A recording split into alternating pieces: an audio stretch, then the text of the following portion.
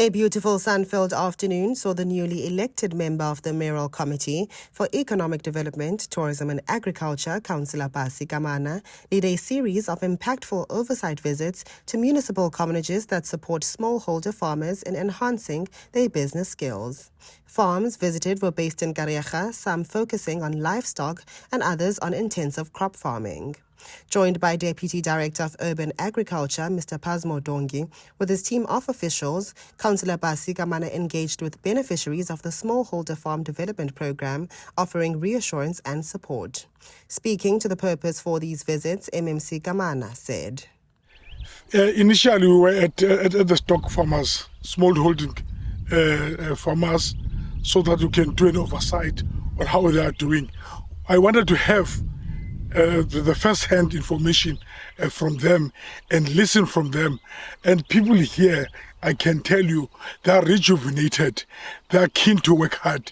They are keen to be self-sustainable, which leads to self-reliance.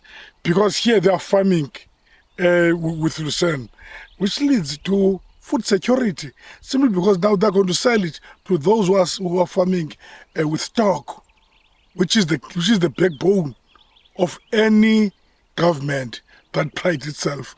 And I move with a mantra that says a nation that cannot feed itself is a perishing nation, and it becomes a slave nation to other nations that can feed themselves, because we can never be consumers of something that we do not produce.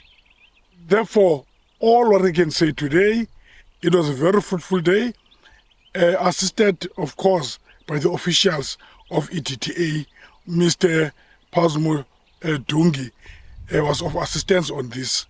We will go back to the drawing board, where we can now look for solutions on problems that are encountering us. I thank you.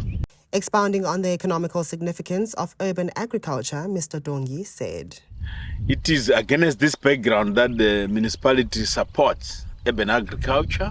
It's a new trend, but it's something that can really be used. So we focus on intensive farming because we don't have the leisure of so much land to plow on like in the Free State, because it's an urban setting. So what we do, we go intensive.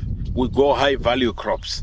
So what we are trying to do is to make sure that others focus on producing feed that goes to the livestock, as the MMC articulated, and then others produce from here to the fresh produce market. So what we are trying to do is from the farm to the fork.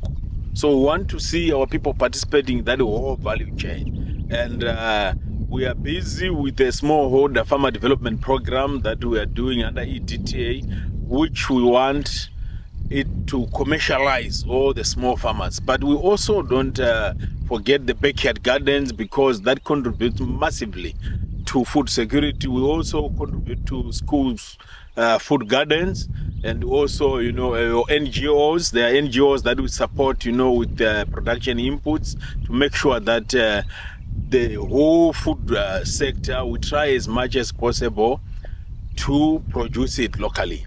Because if you can produce it locally, you also guarantee the quality. You also are aware of what you are eating, where is it coming from.